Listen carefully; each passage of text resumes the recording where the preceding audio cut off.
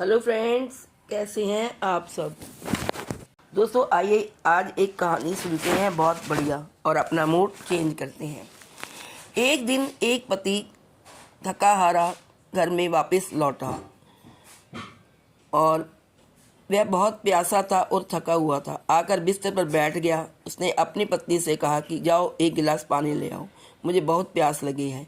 पत्नी पानी लेकर आई, लेकिन इतना थका हारा था कि लेट गया और उसकी आंख लग गई। तो पत्नी रात भर पानी का गिलास लेकर खड़ी रही बिस्तर के पास, क्योंकि अब उसने उसे उठाया नहीं। यदि वो उठाती तो वो ठीक नहीं लगता, नींद टूट जाती।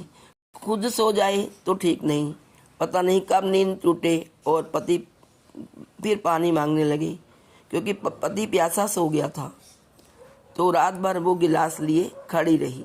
सुबह पति की आंख खुली तो उसने कहा, पागल तू सो क्यों नहीं गई? मैंने समझा तू सो गई होगी। उसने कहा, यह संभव नहीं था, तुम्हें प्यास थी, तुम कभी भी उठ जाते तो फिर तुम्हें प्यास लगती। पत्नी बोली, यह संभव नहीं था, तुम्हें बहुत प्यास लगी थी, तुम कभी भी उठ जाते और फिर पानी मांगते और फिर मैं नहीं होती। वह भी मुझसे नहीं हो सका क्योंकि तुम थक चुके थे और तुम्हें नींद भी आ गई थी। तो यही उचित था कि तुम सोए रहो, मैं गिलास लिए खड़ी रहूं। जब नींद खुलेगी पानी पी लोगे, नहीं नींद खुलेगी तो कोई हर्जा नहीं, एक रात जागने से कुछ बिगड़ थोड़ी जाएगा। यह बात पूरे गांव में फैल गई। सम्राट ने गांव के उस पत्नी को बुलाकर बहुत हीरे जवाहरातों से स्वागत किया। उसने कहा कि ऐसी प्रेम की धारा मेरी इस राजधानी में अगर थोड़ी भी बहती है तो हम अभी समझो कि हमारी संस्कृति अभी जिंदा है, स्पंदित है, अभी हमारी संस्कृति मरी नहीं है। पड़ोस की महिला इससे बड़ी ईर्ष्या से भर गई। यह भी कोई खास बात थी? वो यह सुनकर जल भुन गई और उसने कहा कि मुझे भी हीरे जवाहरात चाहिए। एक रात गिलास का हाथ में खड़े रहने से लाखों रुपए मिल गए, हीरे जवाहरात भी दिए गए हैं, यह भी कोई बात हुई?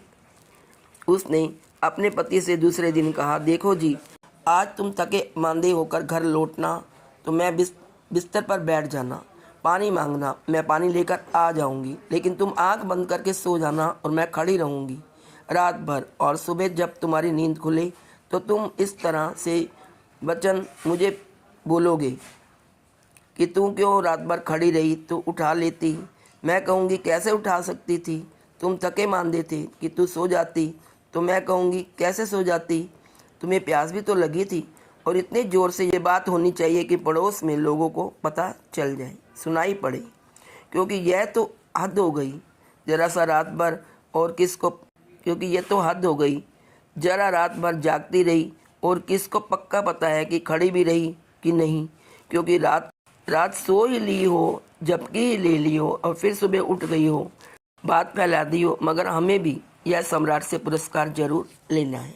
पति सांझा थका हांदा वापस लौटना पड़ा। जब पत्नी कहे थके मांदे हटे लौटो तो लौटना ही पड़ा। साथ ही बिस्तर पर बैठा, कहा प्यास लगी है। पत्नी पानी लेकर आई। पति आंख बंद कर लेट गया। कोई नींद तो नहीं आई, लेकिन मजबूरी है।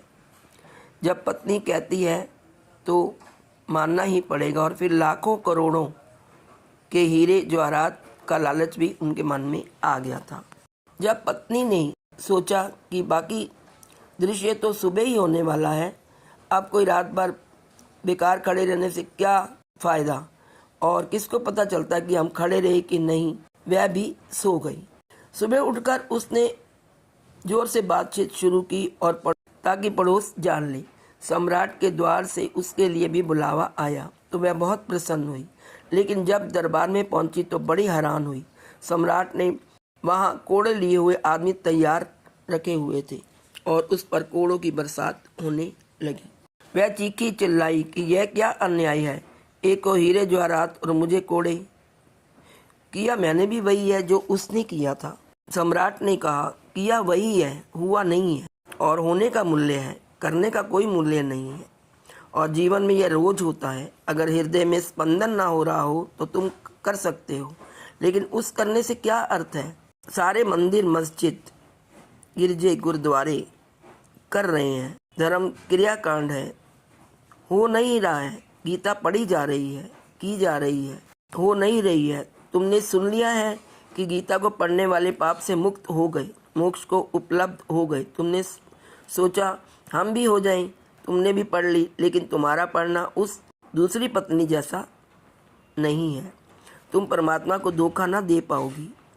साधारण सम्राट भी धोखा ना खा सका। वह भी समझ गया कि ऐसी घटनाएं रोज नहीं घटती और पड़ोस में ही घट गई, और वही की वही घटना बिल्कुल वैसी ही घटी। यह तो कोई नाटक ही प्रतीत हुआ।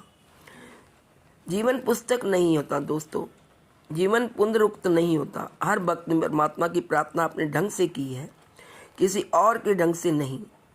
हर प्रेमी ने प्रेम अपने ढंग से किया है।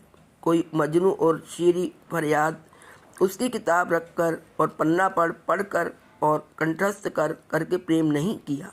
कोई जीवन नाटक नहीं है कि उसमें पीछे प्रॉम्प्टर खड़ा है और वह कहे जा रहा है अब ये करो, अब ये करो। जीवन ने तुम उसे पुनरुक्त करके खराब कर लोगे।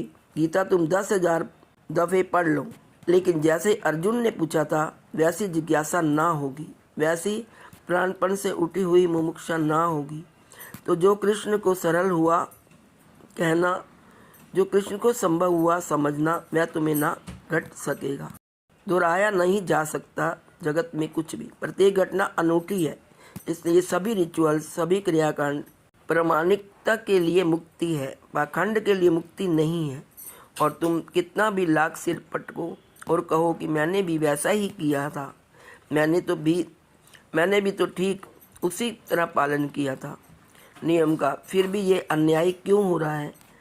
तो दोस्तों, ये एक नाटक था, ना कि होनी। अपने ईश्वर को अपने तरीके से भजो, राजा के भांति वो आपको भी उचित सम्मान देगा।